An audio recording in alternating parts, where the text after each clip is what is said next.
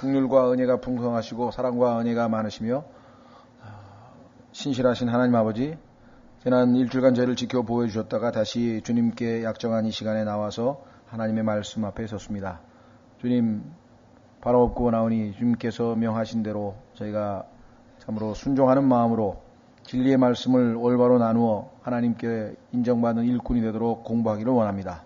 사랑하신 아버지 하나님, 바라옵고 원하오니 모든 진리 가운데로 우리를 인도하시기 위해서 진리의 영을 우리에게 보내셨다고 했습니다. 이 시간에 주님의 약속에 의지해서 온전히 의탁하오니 약속하신 대로 저희 모두를 진리 가운데로 인도해 주실 뿐만 아니라 제가 그 진리의 말씀을 믿고 또 믿은 만큼 그대로 실천에 옮겨서 합당한 열매로 하나님을 기쁘시게 하고 참으로 많은 사람들에게 유익을 끼치고 덕이 되는 우리 모두가 될 수 있도록 도우시기를 시간 주 앞에 간절히 간구드립니다. 주님, 심히 무지하고 또 무능하고 무기력한 자 주님 앞에 이 시간 간절히 간구하오니 주께서 이 말씀의 사역을 성취하기 위해서 참으로 택하시고 부르신 줄 믿고 나왔습니다. 하나님 아버지, 심히 부족한 걸 주님 앞에 고백합니다. 도와주셔서 주님의 도우심과 은혜로 이 하나님의 말씀이 올바로 증거되고 선포될 수 있도록 도우셔서 참으로 하나님께서 합당한 사역을 이루시고 주의 백성들에게 좋은 꼴로 먹이시기를 시간 주 앞에 간절히 간구드립니다. 주님, 이런저런 사정으로 인해서 참석지 못한 지체들이 있습니다. 특히 이무상 부친 주님께서 그 눈을 속히 회복시키셔서 내일 예배에 참석하시는데 아무런 어려움이 없도록 속히 회복시켜 주시기 간절히 간구드립니다. 사랑하신 아버지 하나님, 그 이외에도 저희가 알지 못하는 어렵고 힘든 처지에서 원하지만 참석지 못한 어려운 지체들을 다 돌보아 주시고 바라옵고 원하오니 주께서 속히 회복시키셔서 또 여건을 마련하셔서 하나님의 말씀을 공부하는데 어려움이 없도록 도와주시기를 간구드립니다. 이 시간을 온전히 주님 손에 의탁드리었고 이 모든 말씀을 우리 주 예수 그리스도의 이름으로 기도하옵나이다. 아멘.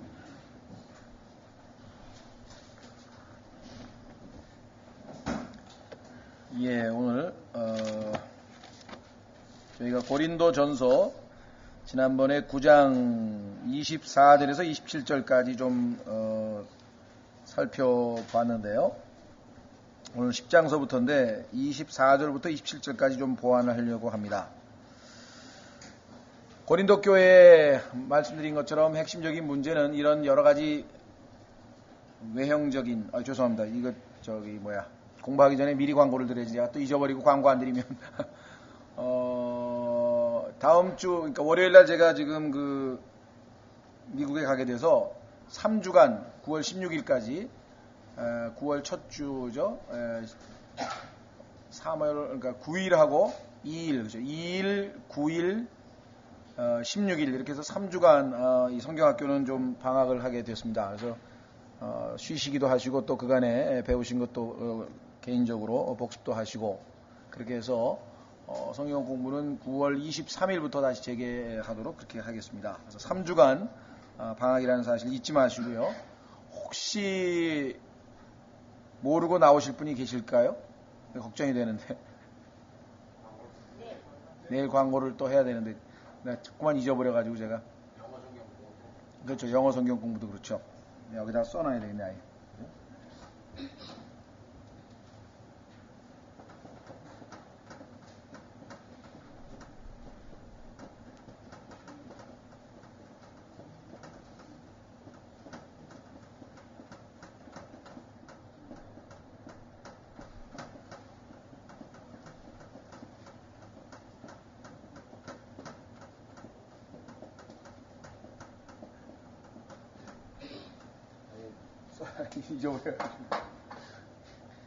예, 그래서 10장서부터인데요. 9장 24절부터 27절까지 좀 보완하려고 합니다. 말씀드린 것처럼 이 고린도 교회는 하나님께서 주신 일종의 뭐랄까요, 우리로 치면은 자동차에서 또는 기계 부품, 기계를 어떻게 구입을 하게 되면은 그 고장이 났을 때 어떻게 원인을 찾아내고 그 다음에 고장을 고칠 수 있는지, 이와 같은, 다시 말하면 육신을 입고 있는 우리 그리스도인들이기 때문에 구원받은 하나님의 자녀이나 여전히 우리가 영적으로 성장하지 아니하고 이 성장하는 과정에서 또 물론이고요. 이런저런 문제들이 교회에 당연히 발생하게 될 것을 하나님께서 다 아시고 그 교회에서 발생할 수 있는 모든 문제들을 안고 있는 실제적인 교회 하나를 뽑으셨어요. 하나님께서 하늘에서 이렇게 내려다 보시니까 여러 교회들 중에서 다들 문제가 있는데 그 중에서 종합병원, 우리도 그렇죠. 어떤 분은 보니까 허리가 아프고 어떤 분은 뭐 다리가 아프고 어떤 분은 뭐 위가 안 좋고 간이 안 좋고 이게 각자 조금씩 다 문제가 있어요. 건강을 100% 다 가지고 있는 분은 없는데 어떤 분은 그냥 종합병원이라 그러죠. 그냥 뭐 온몸이 다 아프신 분 그런 것처럼 하여간 모든 문제를 다 가지고 있는 교회, 이게 고린도 교회예요. 그래서 하나님께서 하늘에서 이렇게 내려다 보시다가 이 고린도 교회를 딱 들어서 그 교회에 발생한 문제점들과 거기에 대한 대처, 그래서 1장서부터 15장까지 매 장마다 문제들이 있습니다. 그런데 다시 말씀드리지만 사실은요, 7장에서 결혼, 그 다음에 이혼, 재혼 문제에 대한 질문이 들어왔고 8장에서는 우상에게 바쳐진 음식을 먹어야 되는지 말아야 되는지에 대한 질문이 들어왔고, 그렇죠? 그 다음에 이제 11장에 가면은 주의 만찬에 관한 문제가 나오고 여자들이 머리를 얼만큼 길러야 되는지 남자들은 머리를 짧아야 되는지 그러한 문제가 또 나오고 12장에서부터는 은사에 관한 얘기가 나옵니다. 그러니까 실제로 이들이 질문한 내용들을 보면은 그렇게 몇 개 안 됐었어요. 그런데 1장서부터 6장에서는 사실은 고린도 교회 사람들이 질문한 내용이 아닌데도 불구하고 하나님께서 사도 바울을 통해서 지적을 하셨는데, 그것은 뭐냐면 겉으로 드러난 현상은 7장에서부터 나온 거지만 실제적으로 뿌리는 1장에서 6장에서 지적을 하고 있습니다. 그 핵심적인 것은 무엇인가 하니 자기 중심적 신앙생활, 그러니까 영적으로 아직 베이비 상태가 돼서 영적으로 어리기 때문에 자기 중심적으로 이기적으로 신앙생활을 하면서 사랑이 결핍되고 다른 형제자매들에 대한 배려가 결핍되고 남에 대한 그 관심과 돌보는 것이 아니라 항상 자기가 돌봄을 받아야 되고 주목을 받아야 되고 자기 중심적으로 모든 일을 처리하려고 했던 영적인 어린아이의 상태, 이것이 성장이 안 된 이것이 결국은 고린도 교회가 안고 있는 모든 원인들, 모든 문제들의 뿌리다, 원인이라고 하는 것을 지적을 하셨다고 말씀했습니다. 자, 그래서 우리는 이제 7장에서 구체적인 문제를 하나, 결혼, 이혼, 재혼에 관한 문제를 살펴봤고 8장에서 이제 우상에게 바쳐진 것들을 먹어야 되느냐 말아야 되느냐 문제에 대해서 했는데, 중요한 원칙은 사랑이 동기가 돼야 된다. 무엇을 하든지 다른 사람의 믿음을 세워주는 것으로 해야 된다. 만약에 내 자유가, 나는 우상이 아무것도 아니고 우상에게 바쳐진 음식을 먹어도 상관없고 뭐 고사떡을 먹어도 되고 뭐 상관없지만, 만약에 내가 누리는 자유가 다른 형제, 특히 믿음이 약하고 양심이 약한 사람의 믿음을 무너뜨리거나 그에게 죄를 짓게 만든다면은 이거야말로 적절치 못한 자유의 사용이다, 이렇게 얘기를 해서 바울은 내가 평생 고기를 먹지 않겠다.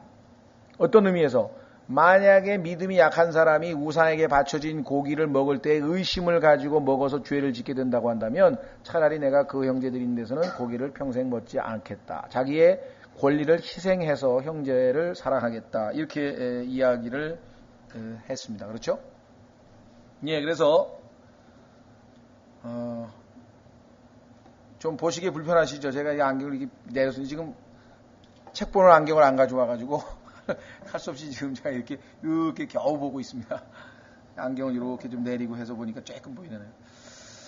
예, 그래서 지금 바울은 8장에서 이제 그 원칙을 얘기했고 9장에 가면은 구체적으로 자기가 어떻게 자기의 권리를 희생하면서 다른 사람들을 위해서, 특히 구원받지 않은 사람들을 주님 품으로 인도하기 위해서 어떻게 살아왔고 어떻게 희생했는지에 대해서 쭉 이야기를 합니다.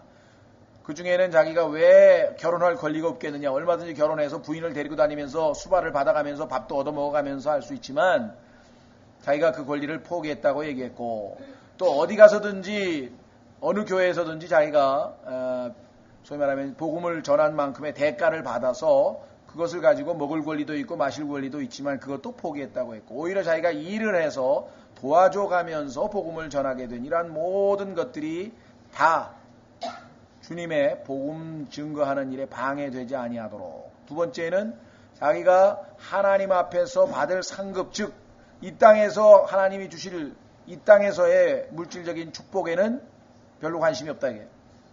내가 주님으로부터 나중에 받게 될 거기에 내 마음이 가 있기 때문에 이 땅에서 미리 보상을 받아버리면 주님 앞에 가서 받을 게 없다는 거죠. 그렇죠?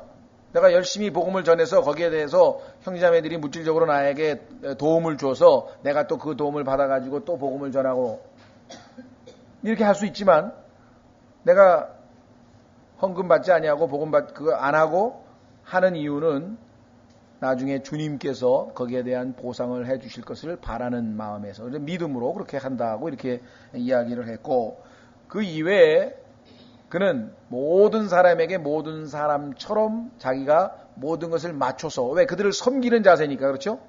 누군가가 나에게 다른 사람이 뭐 의견이나 취향이나 모든 것을 맞추면 내가 주인공이 되지만, 내가 그 사람이 유대인이든 그 사람이 이방인이든 그 사람이 율법에 있든 율법이 없든 그 사람이 자유인이든 뭐 노예든 그거와 상관없이 그 사람에게 맞추어서 내가 그 사람을 섬기는 자세로 항상 대해왔다라고 하는 사실을 이야기했고, 이제 24절서부터 27절까지는 우리가 다 같이 이제 마치 운동선수가 출발선에서 지금 달리기 시합을 할 때 지금 출발을 한 달리기 하는 선수와 같은 처지라고 한다면 어떠한 마음 자세로 우리가 경주 이 달리기 시합에 임해야 되는가. 그래서 당시에 소위 말하는 그리스 문화에서 유래된 그 올림픽이라고 하는 그 요즘에도 있죠. 게임이 있는데 그 당시에 그 올림픽에서 선수들이 달리기를 시합하고 또 권투 선수들이 권투하고 이런 모든 모습을 바라보면서 우리의 신앙생활을 거기에다가 비유해서 이야기를 했습니다. 자, 그래서 24절 경주할 때에 달리는 자들이 다 달릴지라도 한 사람이 상을 받는 줄을 너희가 알지 못하느냐? 너희도 상을 받도록 이와 같이 달리라. 여러분과 제가 예수님을 믿고 구원을 받은 순간에 일종의 땅 하면서 지금 이 뭐랄까 총성이 울리고 달리기 선수가 달리듯이 이제 뛰는 겁니다. 물론 100m 뛰고 끝나는 단거리는 아닙니다. 이게 이제 마라톤처럼 총소리가 땅 울리면서 이제 모든 걸 다 그죠? 절제해가면서 계산해가면서 이제 아주 긴 그 인생의 여정을 믿음에다가 긴 장거리 경주에다가 이제 비유를 했는데, 목표는 뭐냐? 최종적으로 우리가 상을 받도록 달려야 한다. 이렇게 얘기를 했죠. 자, 그래서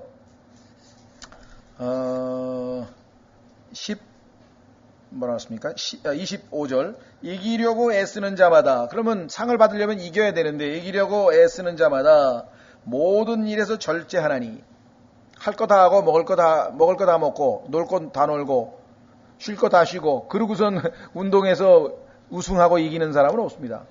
특히 우리나라에는 그러한 환경을 조성해주기 위해서, 절제할 수 있는 환경을 조성하기 위해서 우리나라는 아예 태능 훈련소라 그래가지고 합숙소가 있잖아요.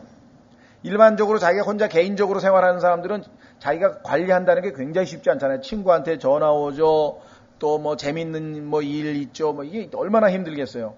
그러니까 그걸 좀 돕기 위해서 아예 태능이라고 하는데 장소에다 딱 모아놓고 아주 시간 관리서부터 시작해가지고 음식 관리서부터 시작해서 모든 거를 탁 해서 철저하게 절제하는 훈련을 시키죠. 예. 자, 그래서 절제하나니, 마찬가지입니다. 그리스도인도 우리가 자기가 생활하는 직장 생활과, 그렇죠? 그 나머지는 우리가 친구 간의 사회생활도 필요하고 또 친척들 간의 어떤 가족 생활도 필요하고 이런 모든 것들이 다 필요하지만, 정말 지혜롭게 잘 절제해서 주님과의 교제의 시간, 주님과의 동행하는 것, 또 우리가 주님을 위해서 일하는 것, 이런 모든 것을 잘 안배하지 아니하면 참으로 이 세상 일들에 휩쓸려서 우리가 절제하지 못하는 삶을 살아갈 수도 얼마든지 있을 수 있다. 근데 지금 절제해야 된다는 것, 이제 그들은 썩을 관을 얻고자 그 일을 하되, 그렇습니다. 그들이 월계수관을 받든 올리브관을 받든 아니면 금관을 받든 간에 어차피 다 썩을 것이고, 우리는 썩지 아니할 관을 얻고자 하느니라. 주님께서 우리에게 예비하신 관은 썩지 아니할 관이라 이렇게 얘기를 했습니다. 그래서 지난번에 5가지 왕관에 대해서는 설명을 드렸었죠. 자, 그러므로 내가 이와 같이 달리되 정해진 것이 없는 것 같이 하지 아니하고, 그냥 무조건 뛰는 게 아니라 말이에요. 목표가 뚜렷하다 이 말이죠. 목표가 뚜렷하다. 그러면서 그 다음에는 또 이와 같이 싸우되, 자, 달리기 얘기만 하다가 한 가지 예를 더 들었네요. 이번에는 싸운다 그랬는데 허공을 친다는 걸 봐서는 아마 권투시합이었던 것 같아요. 그렇죠? 예, 권투시합. 이와 같이 싸우되 허공을 치는 자 같이 하지 아니하며 오직 내가 내 몸을 억제하여 복종시킴은. 여러분들 아마 특히 그 권투 선수들에게 있어서 제일 고통스러운 거는요, 이 시합에 나가서 싸우는 거는 이제 뭐 정말 자기가 뭐 연습한 대로 하면 되는데, 그 직전에 소위 말하면 개체량 통과라는 게 있어요. 그 권투 선수들은 다 체급별로 정해져 있잖아요. 뭐 페더급이다 그러면 뭐 60kg에서 62kg 뭐 이게 딱 정해져 있는데, 그 무게 안에 안 들어가면은 아예 시합을 출전을 못 하는 거예요. 시합을 나가지 못하는, 그 개체량에서 아예 실격되면은 아예 실격돼 버립니다. 그러니까 평소에 한 70kg 나간 사람이 60kg로 10kg을 줄여야 된다. 그러면요, 막 안 먹어야죠. 그렇죠? 안 먹어야 되고 잠도 덜 자야 되고, 그 다음에 나중에 안 되면 사우나 해가지고 막 땀을 막 흘려가지고 막 빼잖아요. 그죠? 근데 결국은 어떤 사람은 딱 올라가는데 62.1 100g 초과야. 그러면 사우나 가가지고, 그 다음에 순서가 있어요. 2번인가 3번 해줘요. 그래가지고 다시 사우나에 가서 막 땀 빼가지고 이제 100g 빼가지고 이제 다시 와서 재니까 이제 62 딱 통과됐어요. 통과되면 하는 게 뭔지 아세요? 그때부터 가가지고 먹는 거예요, 이제 막. 왜냐면 지금 뭐 아무것도 못 먹고 완전히 지쳐 있잖아요. 그래가지고 시합 전에 딱, 그것도 또 시합 전에 너무 많이 먹으면 또 몸이 둔해서 또 싸움이 안 되잖아요. 이게 처음부터 이게 뭐 얼마나 철저하게 관리하고, 그리스도인들도 그렇게 관리하지 아니하면 어쩌다 보면 시간 다 날아가고, 누구 만나다 보면 어쩌다 보면 하루가 그냥 휙휙 지나가다 보면은, 그렇죠. 그래서 이 절제하는 삶이라고 하는 것이 우리의 신앙 믿음의 경주에 있어서 중요하다 이 얘기죠. 허공을 치는 자 같이 하지 아니하며 오직 내가 내 몸을 억제하여 복종시킴은. 자, 조심하십시오. 잘못된 성경에는, 틀린 성경에는 이 구절에 내가 내 몸을 쳐서 복종한다 그래서 마치 무슨 금욕주의로 이 카톨릭에서 그 뭐 예수님의 뭐 고난을 무슨 뭐 같이 뭐 동참한다 그러면 해가지고 막 스스로 막 자해하잖아요. 막 채찍으로 자기 몸을 때린다든가, 아니면 뭐 장미 가시를 가지고 허리띠를 만들어서 막 몸을 졸라내맨다든가, 심지어 이 금욕주의를 실시했던 옛날에 이 기독교 소위 말하면 뭐 좀 성자들 중에는 그러한 그 금욕을 실시했던 사람들이 많이 있었어요. 성경에서 얘기하는 것은 절제의 삶이지 금욕의 삶은 아닙니다. 육체가 있는데 금욕을 하면 뭐 어떻게 되겠어요? 그죠? 그래서 예수님을 본받는다고 하는 것은 성령께서 우리를 주장하셔서 성령께 내가 내 자신을 맡겨서 하나님이 내 삶을 주관하신다는 그런 의미지, 내가 무지하게 노력을 해가지고 예수님하고 비슷한 삶을 한번 이미테이션, 흉내내고 따라간다는 그런 의미가 아니에요. 근데 어떤 사람은 막 심지어는 뭐 주먹을 쥐고요, 이렇게 주먹을 이렇게 쥐고, 그러니까 손톱을 안 깎아가지고 얼마나 오래 기다렸는지 주먹을 안 폈어요. 그래가지고 손톱이 등을 뚫고 나왔어요. 손톱이 자라가지고 한번 해보시고 싶으면 해보세요. 실제로 역사의 기록에 보면 이렇게 손톱이 등을 뚫고 나올 때까지, 그래서 예수님이 십자가의 고통을 조금이라도 체험한다고. 성경 어디에 그런 짓을 하라 그랬습니까? 그렇게 요즘에도 카톨릭 국가, 특히 저 멕시코 같은 데 보면은요, 뭐 부활절에 보면은 이런 그 길 있잖아요. 예를 들면은 뭐 우리로 치면 명동성당까지 뭐 영등포에서 이제 기어가는 거예요. 무릎으로 기어가가지고 무릎 다 까지고 피가 절철 흘리고 막 거기 가서 이제 뭐 이런 거를 갖다가 뭐 예수님의 어떤 뭐 본을 따르는 것처럼 십자가를 지고 가는 삶인 것처럼. 그런데 골로새서에 보면은 그와 같은 것은 잘못된 것이다. 성경은 금욕주의를 가르치고 있지 않습니다. 그럼에도 불구하고 절제된 삶은 주장한다는 거. 이 경계선을 잘 아셔야 됩니다. 자, 그래서 여기 보시면 쳐서 복종한다 아닙니다. 억제한다는 거예요. 내가 다른 사람에게 복음을 선포한 뒤에 자기는 복음을 전했습니다. 하나님의 일을 했습니다. 어떤 방법으로든 내 자신이 버림을 받지 않게 하려 함이라. 만약에 내가 절제하지 못한 삶을 살아서 만약에 내가 상을 받지 못한다고 한다면 결국은 상으로부터 보상으로부터 내가 내던져진 소위 말하면 버림받는 것이죠. 그러니까 여기서는 지금 구원에 관련된 것이 아닙니다. 문맥을 항상 잘 보셔야 돼요. 성경에 보면은 어떤 구절이 하나만 나오면 마귀가 그리스도인들에게 하나님께서 주신 구원의 영원한 보장이라고 하는 아주 축복이죠. 가장 우리 그리스도인에게 있어서 제일 기본이 되는 게 기초가 되는 게 구원이고 두 번째가 구원의 영원한 보장에 대한 확신이에요. 이것이 없으면 구원이 왔다 갔다 하다가 구원을 받았는지 잃었는지 또 자기가 죄를 지면 구원이 잃어버린 것 같기도 하고 이렇게 되면 결국은 성장도 안 되고 믿음이 앞으로 전진해 나갈 수가 없어요. 그래서 가장 중요한 게 이 구원의 영원한 보장의 가장 핵심적인 교리인데 이 교리를 제대로 붙들지 못하게 하기 위해서 성경에 보면은 암초 같은 구절들이 있어요. 예를 들면은 지금 이런 구절도 그 중에 하나예요. 바울은 구원받은 사람인데 버림받는다 그러지 않았느냐? 근데 버림받는다는 게 이 문맥에서는 상을 못 받는다는 의미지 지옥에 던져진다는 의미가 아니잖아요. 근데 그걸 자꾸만 지옥에 가는 것처럼 해석한다. 그렇죠?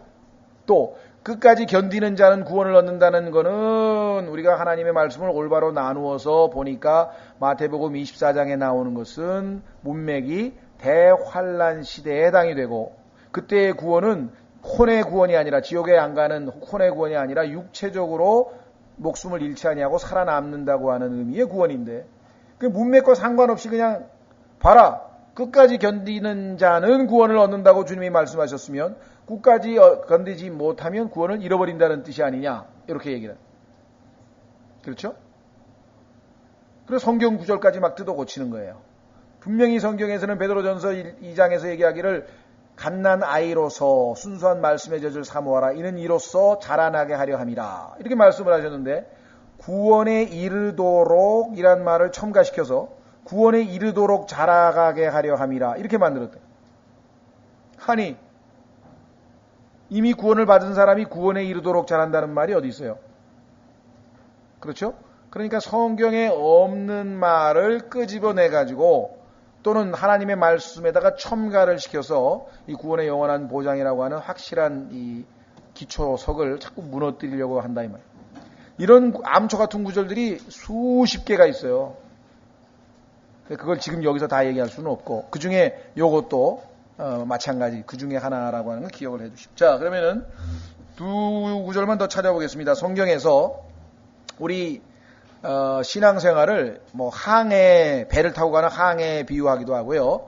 또 여기처럼 이 레이스 달리기에다 비유하기도 하고 또 여러 가지 형태로 비유를 하는데 성경에 보면은 여기 한 군데 즉 고린도전서 10장에서 우리의 신앙생활을 달리기 경주에다가 비유를 했는데 경주에다가 비유한 것이 두 구절이 더 있습니다. 그걸 한번 확인을 해보려고 합니다. 자, 그러니까 상을 얻도록 달려야 된다 그랬고요. 이를 위해서 절제해야 된다고 했고요. 자, 그 다음에 한번 보겠습니다. 그러면은 히브리서 12장으로 갑니다.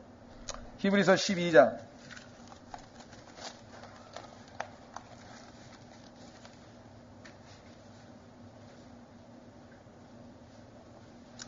자, 히브리서 12장 1절에서 2절을 보시면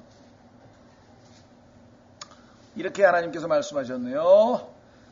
자, 그러므로라고 하는 것은 히브리서 11장에 나와 있는 구원받은 사람들이 믿음으로 어떻게 살았는가에 대한 예를 쭉 들었죠. 자, 그러면서 이렇게 얘기했습니다. 그러므로 이렇게 큰 구름 같은 증인들이 우리를 둘러싸고 있으니 자, 구름 같은 큰 구름 같은 증인들이 누구냐? 히브리서 11장에 나와 있는 믿음의 사람들이었어요.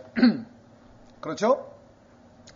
아벨서부터 시작해가지고 마지막 쭉 하나님께서 믿음의 사람들, 믿음의 영웅들, 우리 지난 1년이 넘도록 히브리서 11장 26과에 걸쳐서 쭉 다 공부했었잖아요.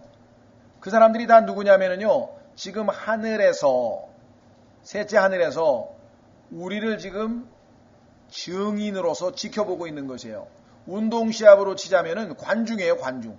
그러니까 관중석은 저 하늘에 있고 우리가 하는 시합하는 이 운동장은 지금 이 지구예요. 여기서 지금 믿음 생활을 하고 믿음의 경주를 달리고 있는 사람들을 지금 증인들이 있는데 그 허다한 증인들에 대해서 이미 쭉 히브리서 11장에서 열거하지 않았느냐. 자, 그러면 이렇게 큰 구름 같은 증인들이 우리를 둘러싸고 있으니 모든 무거운 것과 너무 쉽게 우리를 얽어매는 죄를 우리가 떨쳐버리고, 자, 달리기를 하는데 주머니에다가 무거운 거 가지고 뛰는 사람 봤습니까? 운동선수가 달리기 하는 그 운동복에는요, 주머니가 없어요. 그렇잖아요. 거기다가 뭐 핸드폰 넣고 뛸 거예요. 아니면 돈 지갑 넣고 뛸 거예요. 그런 사람도 없죠. 조금이라도 무거운 거는 다 몸에서 다 빼잖아요. 그래서 완전히 가볍게 그렇게 해서 뛰죠. 마찬가지로 여기도 지금 나와요. 우리가 신앙생활을 하는 데 있어서 무거운 것, 우리를 억누르는 것, 근심, 걱정이라든가 이거 다 주님께 맡겨버려야죠. 이 세상에서 무슨 먹을 것 걱정, 입을 것 걱정, 자식 걱정, 무슨 집안 걱정, 무슨 자식 결혼하는 거 걱정. 그래서 주님께서 뭐라 하세요? 아무것도 염려하지 말고. 빌립보서 나와 있잖아요. 그게 제일 무거운 거예요. 이 세상에서 마음이 무거운 게 제일 무거운 거죠. 근심이라 그러잖아요. 근심, 마음이 근. 예? 무게가 나가는, 얼마나 무거우면 근심이라고 했겠어요?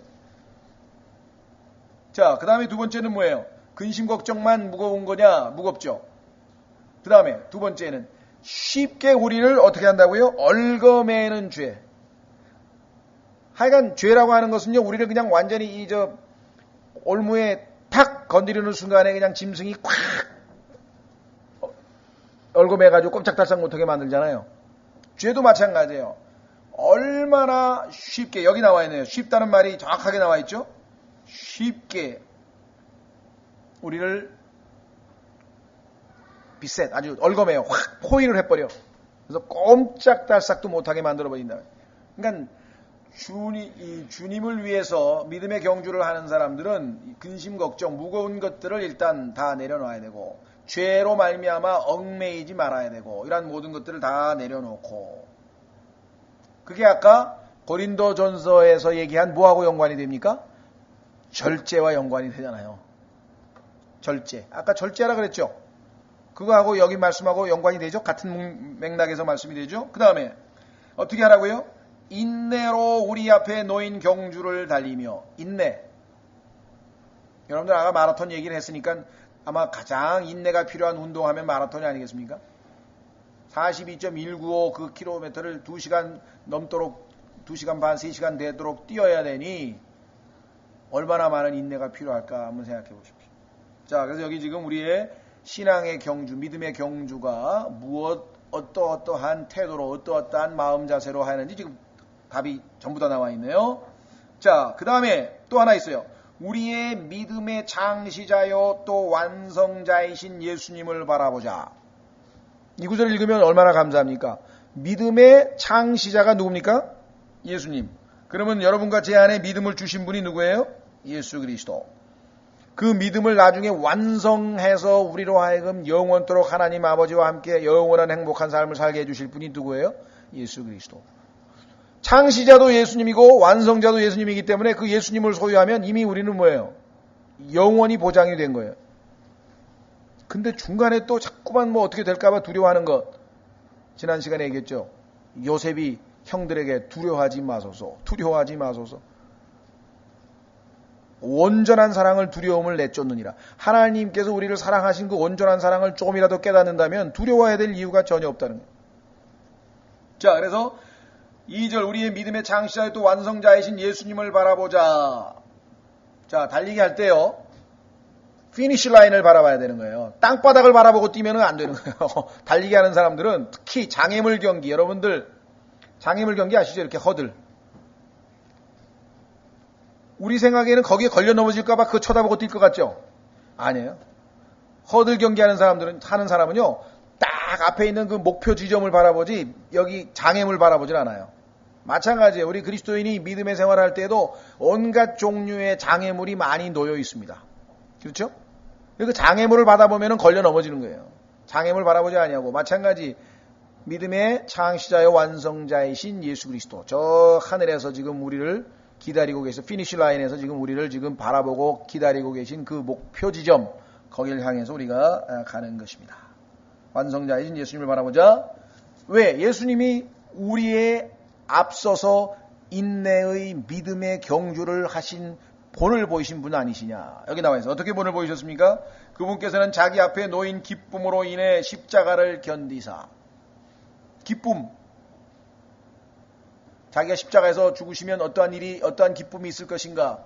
수없이 많은 사람들이 예수님이 하늘의 미랄이 되어서 땅에 떨어지면 수없이 많은 열매가 맺힐 것이고, 수없이 많이 구원받은 죄인들로 인해서 하늘에서는 얼마나 큰 기쁨이 있고 하나님께 큰 기쁨이 돌아갈 것인가.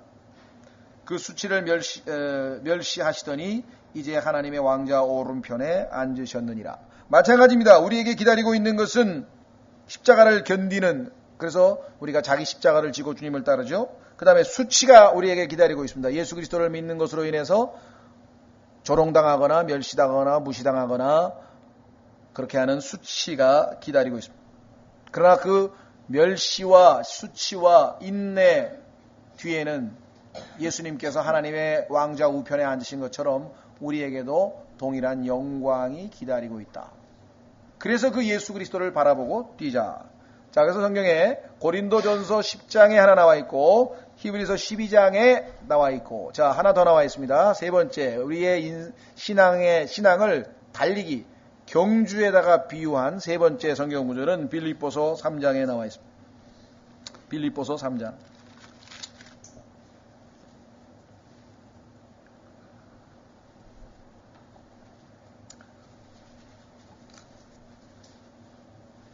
자, 빌립보서 3장 13절 14절입니다.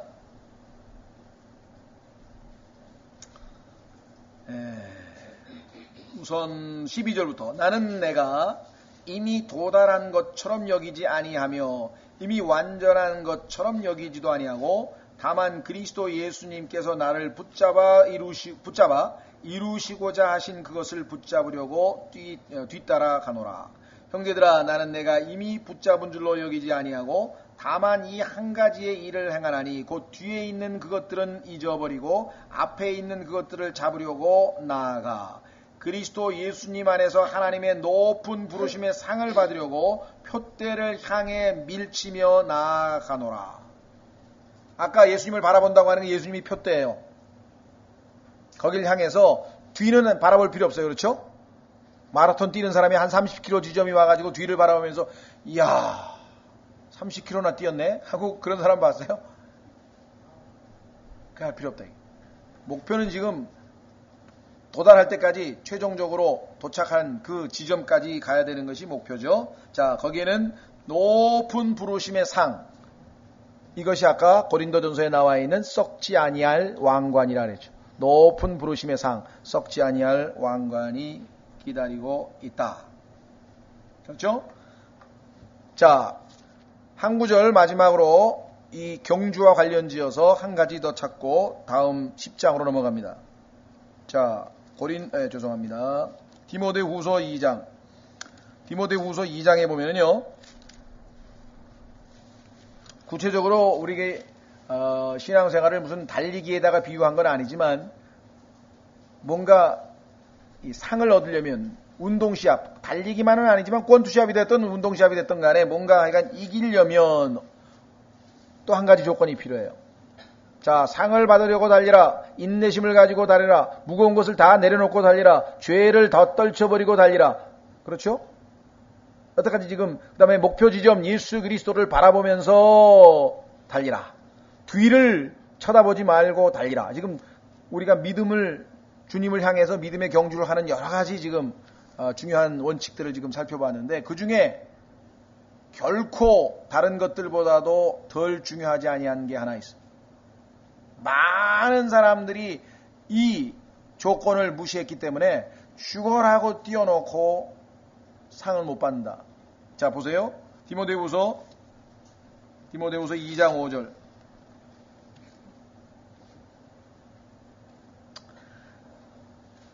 디모데후서 2장 5절. 또한 사람이 우승하려고 애써도, 꼭 달리기만 아니겠지만 하여간 우승하려고 애를 써도, 그 다음에 뭐라 그랬나 보세요. 법대로 하지 아니하면 관을 얻지 못하며. 여러분들 실컷 열심히 뛰었는데 나중에 비데오로 판독을 해보니까 실격 처리됐어. 예? 그럼 어떻게 되겠습니까? 실격 처리돼버리면 파워를 했다 이게요. 법을 어겼다 이게요. 그렇죠?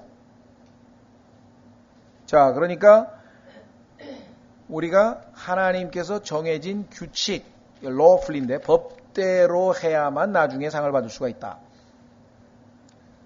우리나라에도 86년도, 아마 여기 계신 분, 나이 드신 분은 다 아시겠네요. 86년도에 우리 그 아시안 게임이 우리나라에서 열렸었는데, 그때 달리기 잘하는 이 소녀 임춘애, 그 몇 개 땄죠, 금메달도. 근데 1500m인가 해서 약간 뛰는데 실제적으로는 은메달밖에 못 땄었는데요. 근데 금메달을 딴 사람이 인도 선수인데, 인도의 우샤라고 하는 선수가 있었어요. 근데 그 선수가 자기가 예를 들면 1번, 2번, 3번, 4번, 5번 자기의 레인이 있어요. 그 자기가 정해진 고김을 따라 돌아야 되는데 뛰다가 남의 레인을 슬쩍 침범을 한 게 비디오에 판독이 잡혀버렸어요. 그래서 비디오를 쭉 보니까 실제적으로 파워를 한 거예요. 그래서 금메달이 취소가 되고 임춘애 선수가 은메달 한 사람이 금메달을 따게 된 거예요. 그러면은 그 아시안 게임이 4년마다 한 번씩 열리는데 그것을 위해서 얼마나 애를 쓰고 땀을 흘리고 절제를 하고 정말 그 고생을 해가지고 1등을 했을 거 아니에요.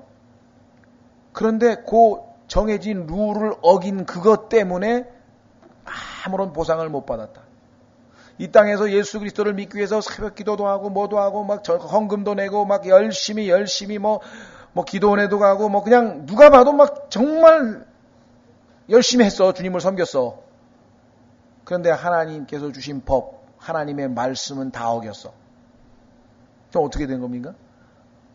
상 받을 것 같습니까? 못 받을 것 같습니까? 법대로 안 하면 안 된다 그랬잖아요. 나중에 불법이 드러나면, 그렇죠?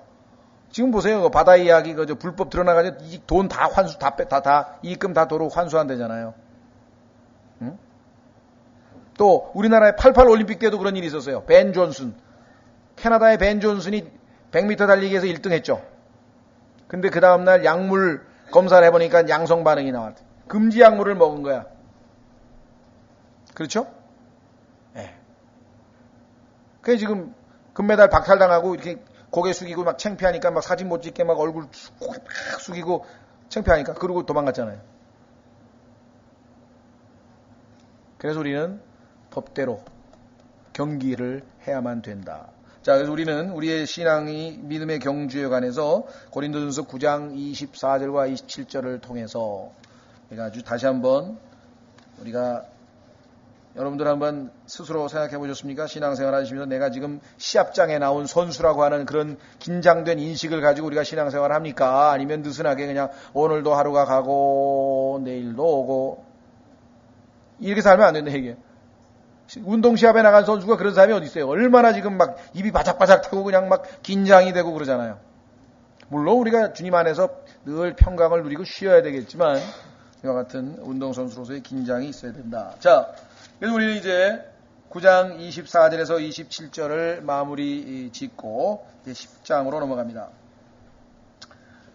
자, 10장은요. 구원을 받은 하나님의 자녀들이 그렇죠? 세상으로부터 분리되어졌어요. 그게 침례입니다. 그래서 이제 모세가 이스라엘 백성들이 지금 모세에게 침례받은 이야기가 나오고요.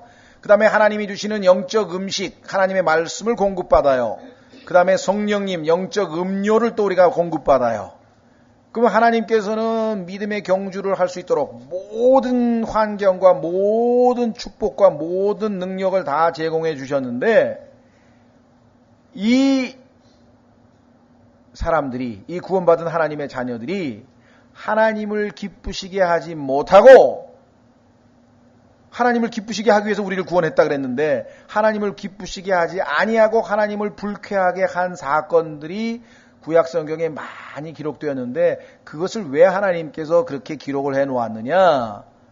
다름 아닌 구원받은 우리 신약시대의 성도들에게 본보기가 되도록 하기 위해서 너희도 하나님을 불쾌하게 하고 하나님을 기쁘시게 하지 못하면 하나님으로부터 어떻게 이와 같은 징계와 심판을 받을 수 있다. 자, 물론 아까도 말씀드렸죠. 한번 구원을 받은 사람이 하나님의 자녀로의 위치에서 지위를 박탈당하는 법은 없습니다.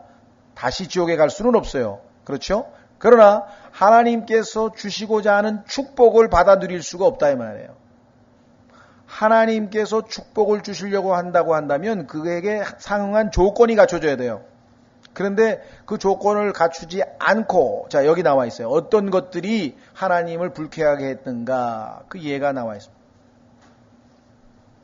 자, 그래서 구약 성경을 기록한 목적 한번 확인해 보겠습니다. 6절, 우선 10장 6절에 보십시오. 이제 이러한 일들이 우리의 본보기가 되었으니, 자, 본보기란 말이 한번 나왔죠. example. 그 다음에 또 밑으로 내려갑니다. 11절.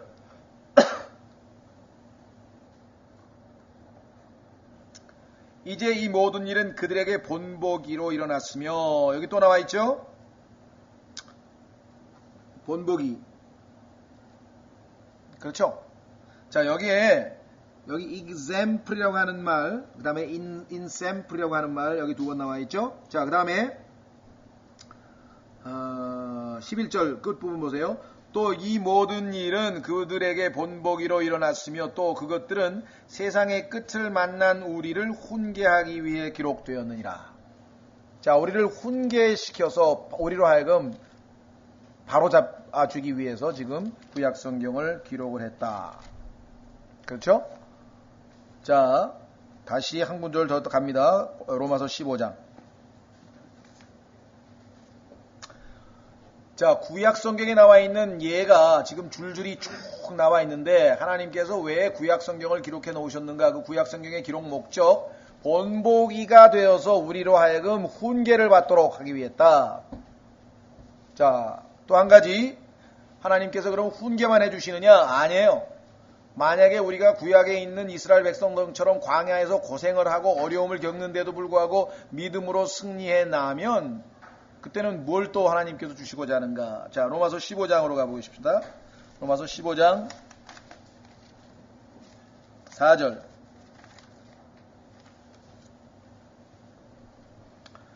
무엇이든지 전에 기록된 것은, 자, 로마서가 신약성경인데 신약성경이 기록되기 전에 기록된 것이라고 했으니까 구약성경을 얘기하겠죠?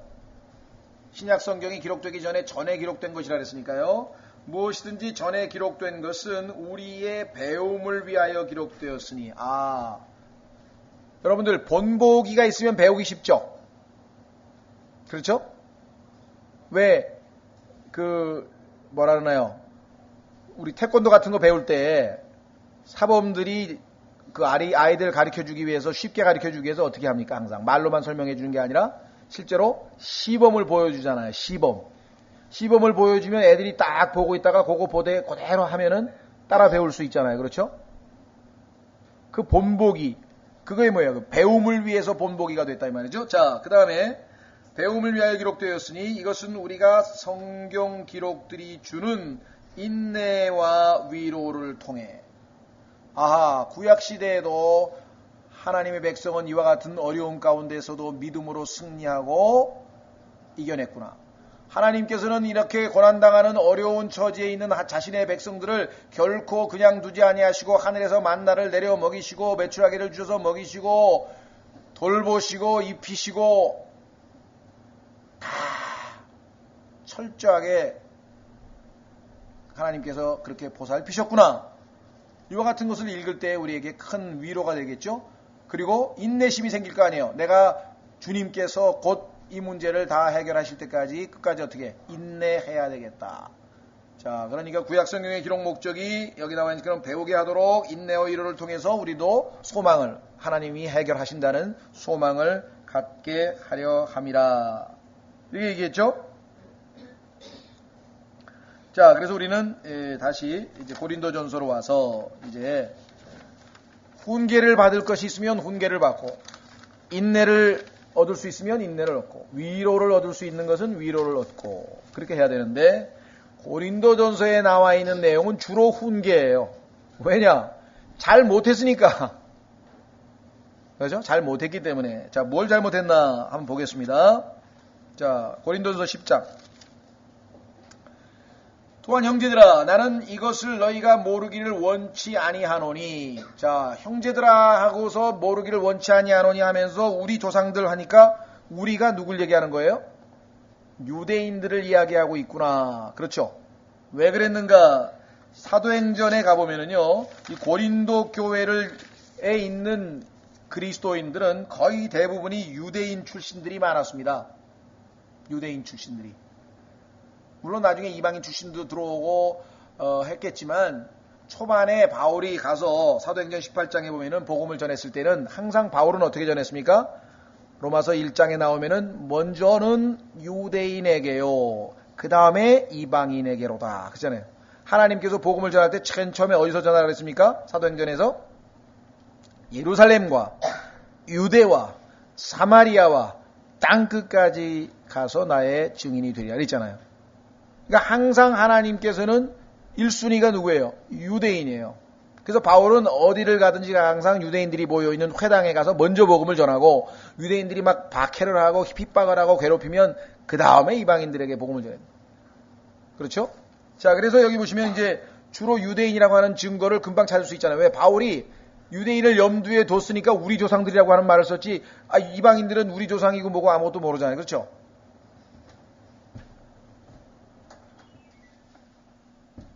자, 그래서 구약 성경을 알고 있는 유대인들에 대한 얘기입니다.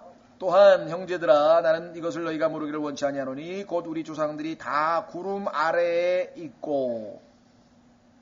우리는 출애굽할 때 여러분도 아시다시피 홍해가 갈라졌죠? 하나님의 능력으로 홍해가 갈라져서 가운데에 양쪽에 물기둥이 있고 이쪽도 물기둥이 있고 가운데가 지금 완전히 육지로 드러나서 바닥이 돼서 글로 지금 통과하고 있어요. 그렇죠? 그런데 알고 보니까 위에는 뭐가 있었어요? 구름이 덮고 있었어요. 그러니까 삼면이 다 물로 덮여 있어서 그 물 가운데로 통과했어요.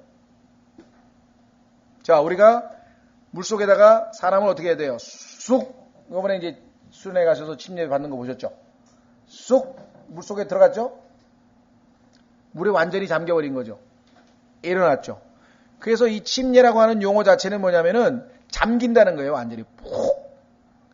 그런데 이 유대인들이 파라오의 추격을 피해서 지금 달려갈 때 하나님께서 기적을 일으키셔서 통과하게 됐는데 그것이 뭐냐? 바로 침례라. 이렇게.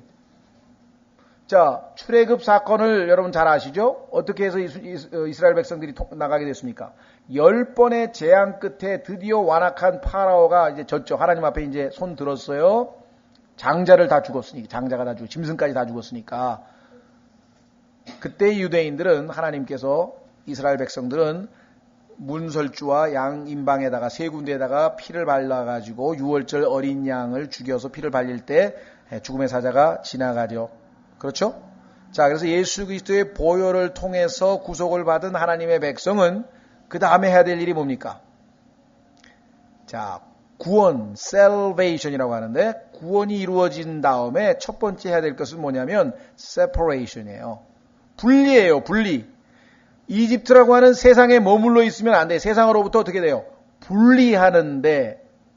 그래서 이 침례라고 하는 것은 내가 죄에 대하여 세상에 대하여 죽었고 분리되는 거죠. 장사 지냈죠?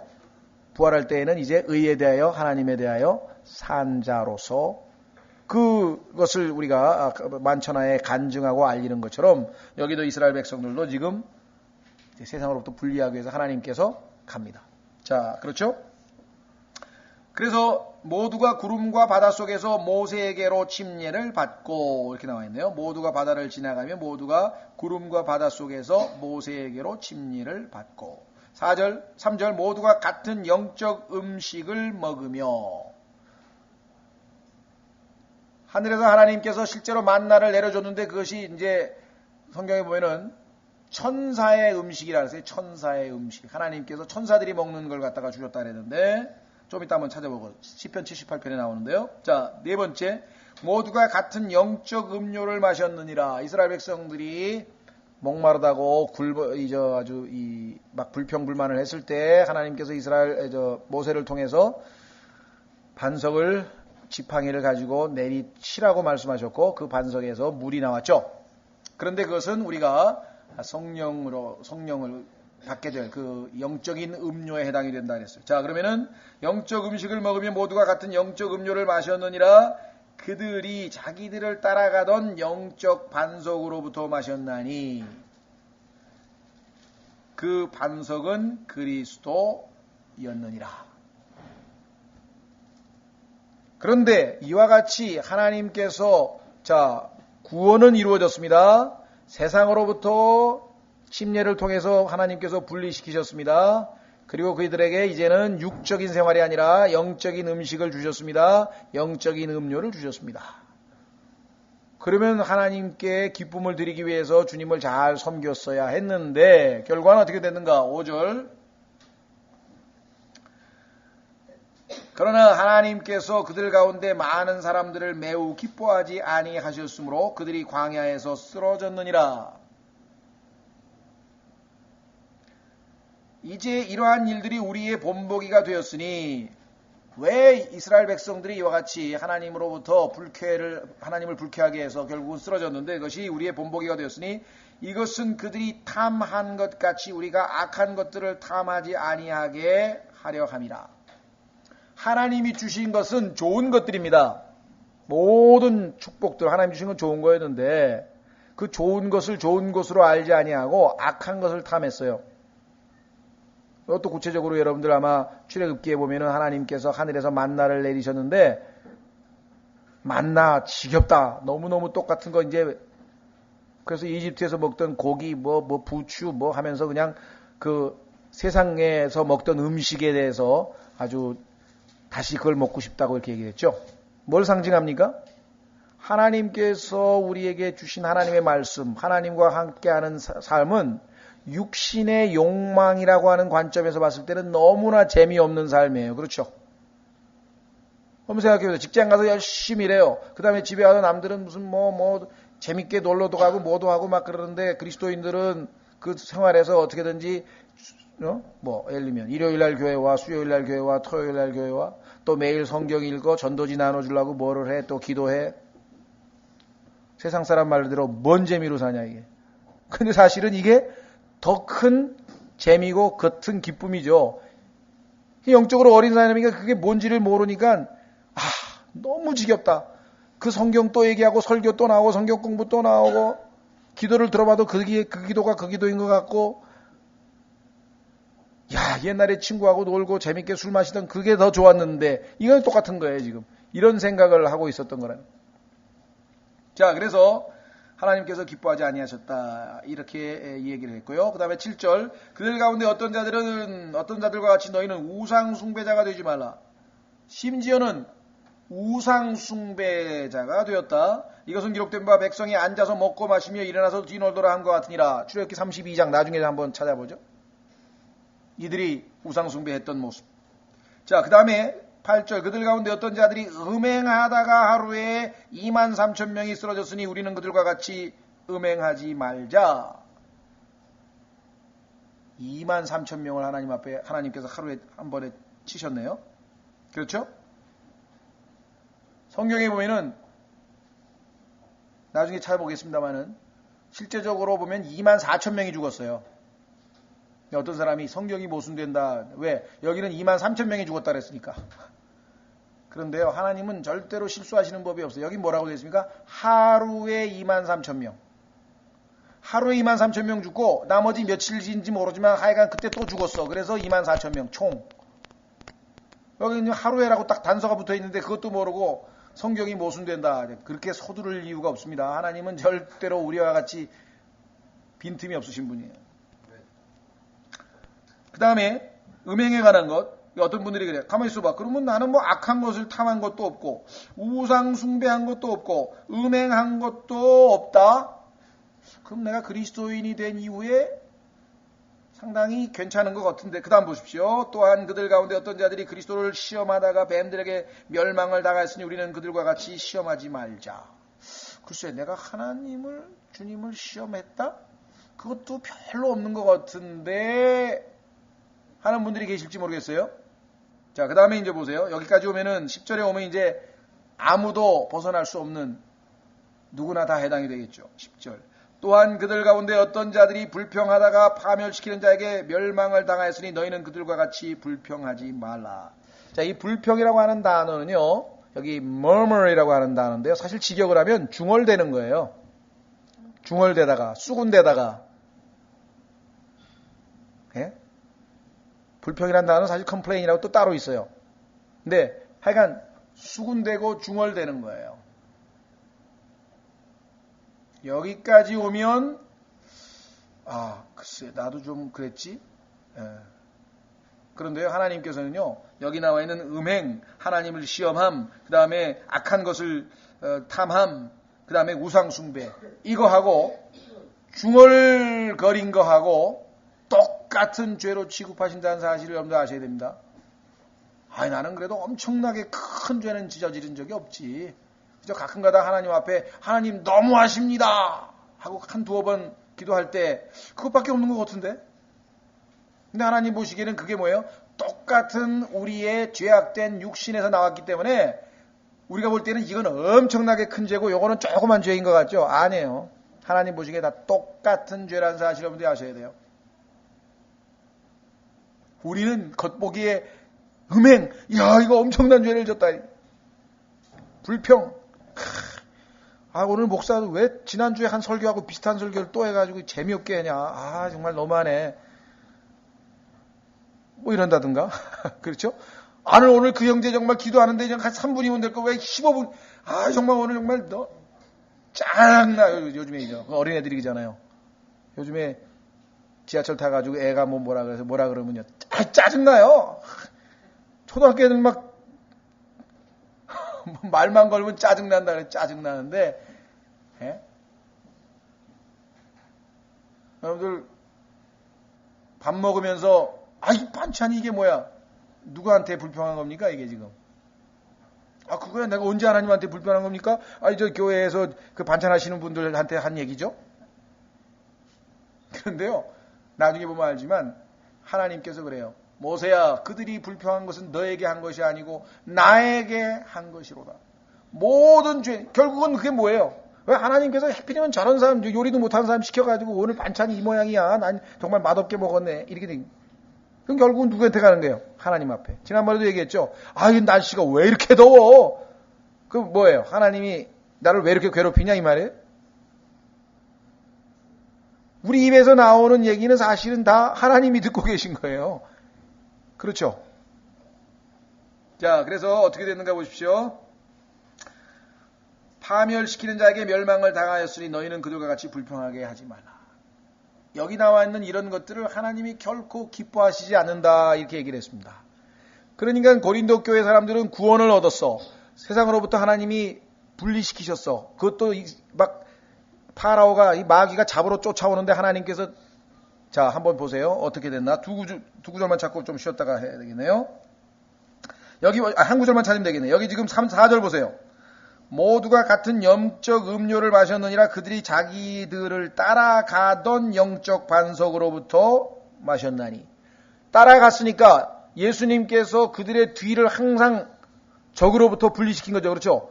악한 자가 따라오는데 예수님이 이 사람들이 지금 광야를 행진하고 있어요. 근데 예수님께서 영적인 반석인데 이들을 뒤따라가고 있어요. 그러면 뒤에서 적이 지금 예수님과 가로막히지. 그렇죠? 보호하고 계신 거죠. 그렇죠? 자, 저기 한번 가보겠습니다. 이사야서 63장.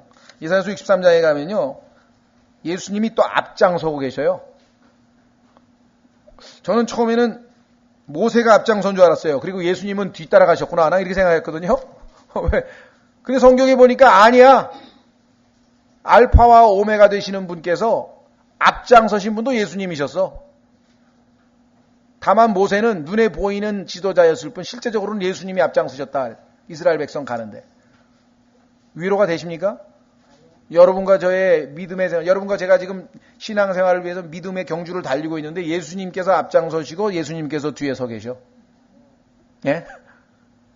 철저하게 보호하고, 인도하고 보호하고 계시죠. 인도하고 보호하고 계시죠. 확인해 보겠습니다. 이사야서 63장 10절.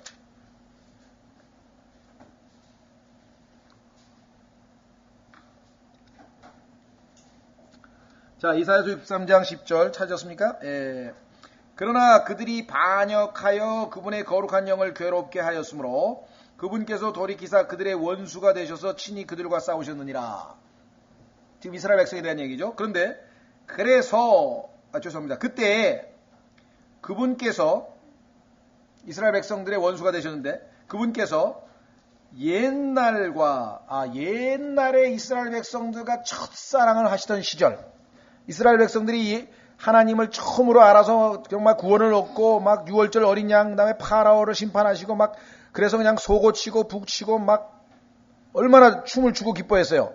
출애굽한 다음에 출애굽기 15장에 보면 그 춤추고 하는 내용이 노래가 나오잖아요. 모세의 노래가 기뻐가지고 찬양 드린 게 나오는데, 자, 그런데 이르시되 그때 뭘 기억했다고요? 자신의 백성을 기억하여 이르시되, 옛날에 내가 이렇게 사랑하던 백성들이 이렇게 내 말을 안 듣고 이렇게 나를 불쾌하게 해? 그렇지만 과거를 생각해 보고 계신 거예요. 자, 어떻게 했는가? 자기 양떼의 목자와 함께 바다에서 그들을 데리고 올라온 자가 어디 있느냐?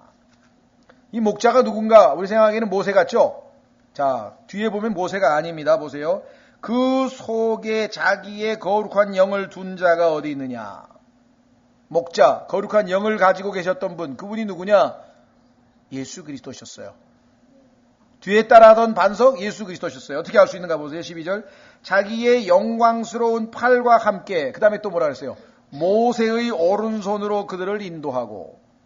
그러니까 앞에 나와 있는 목자는 모세가 아니죠. 목자와 모세 이렇게 되어 있단 말이에요. 두 사람이에요.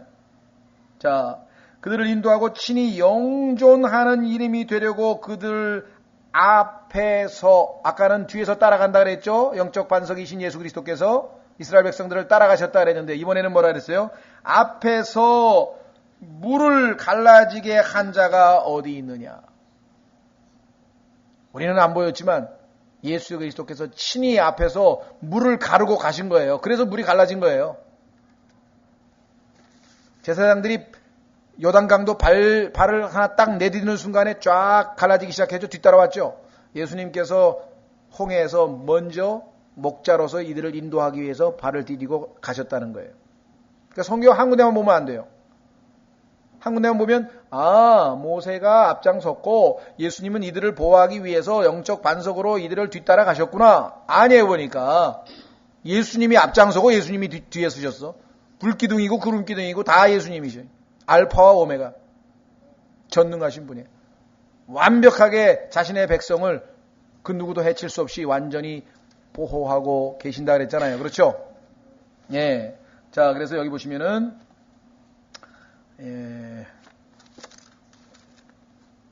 시간이 됐네요. 쉬었다가 해야 되겠네요.